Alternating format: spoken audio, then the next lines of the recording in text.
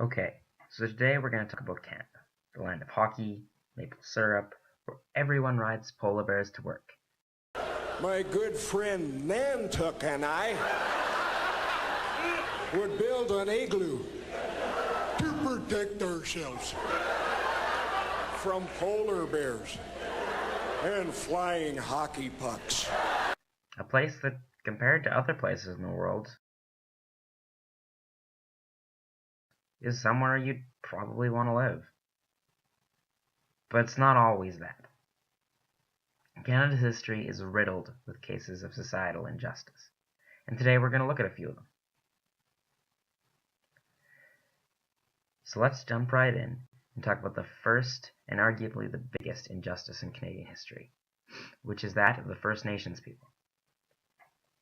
In 1876, the Indian Act was established to control many aspects of First Nations people's lives, from birth to death.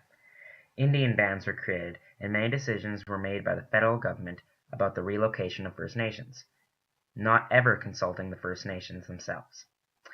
Since then, the Indian Act has undergone many changes, but up until 1951, the law defined a person as an individual other than an Indian. Indians could only obtain rights to vote by renouncing their Indian status, and were not considered to have the same rights as citizens until 1960. But probably the biggest injustice towards the First Nations is that of residential schools. The Indian Act was created to give responsibility for the education of children to mostly church-run residential schools. The law required compulsory attendance for those status Indians under the age of 18 until they reach 18 years of age in Indian schools. There were 130 residential schools in Canada. Most residential schools ceased to operate by the mid-1970s. The last federally run residential school in Canada closed in 1996. Residential schools took children away from their families and culture with the aim of assimilating them, and the effects of this can still be seen even today. However, in 1880, the Canadian government officially apologized for the effects of residential schools. I stand before you today to offer an apology to former students of Indian residential schools and provided compensation for those who were affected by it.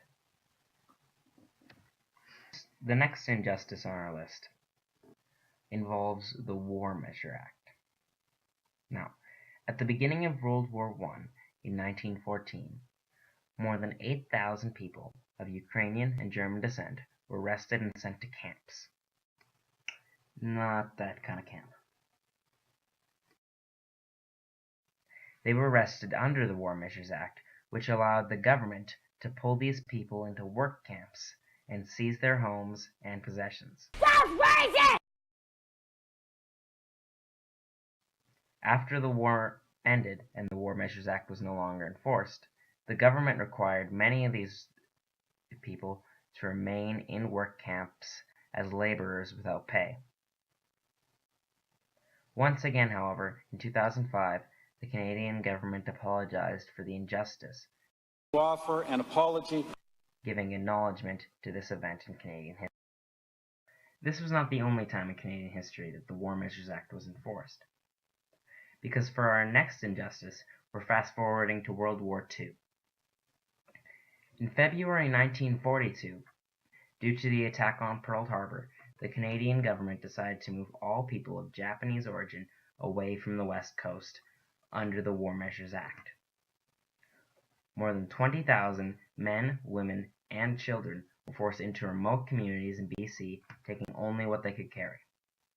Families that had spent decades building a life in Canada suddenly had nothing. Again, in 1988, the government formally apologized to Japanese Canadians. an apology. Today, the Charter on Rights and Freedoms prevents discrimination based on ethnicity or nationality, among other things. Now let's move on to what is, in my opinion, a smaller injustice in Canadian history, but all the same an injustice. In 1977, the province of Quebec passed Bill 101, which is also known as the French Language Charter. Wrong bill. Still the wrong bill. Oh, come on, really? A duck bill? Okay, that's better. It made French the only official language of Quebec and created a completely French schooling system. The act was criticized because it went against the Canadian government to mandate bilingualism. It put English-speaking people, especially children who had been educated in English, at a disadvantage. The act was amended several times, and now all signs in Quebec must contain both English and French, as well as parents have the right to educate their children in English if they have already been previously educated in that. However, on the other side of the issue, the bill was not passed with the intent of discriminating against Anglophones.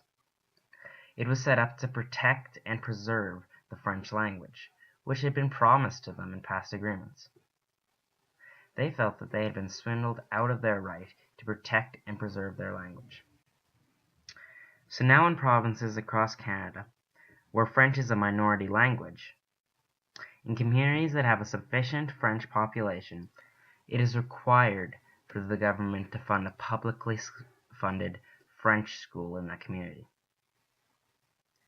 And vice versa for communities with the English sufficient population in Quebec.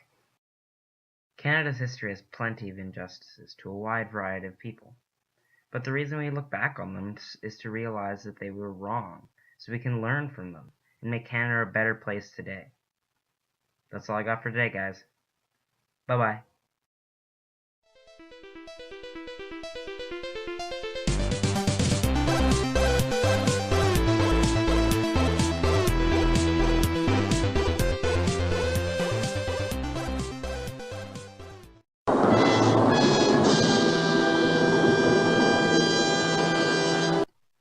Oh, one last thing. You see me right now, how I'm drawn, and how I've been drawn throughout this entire episode? Well, I didn't do this. These drawings were taken from a show called Extra Credits on pennyarcade.com or at youtube.com/extracredits. Go check them out.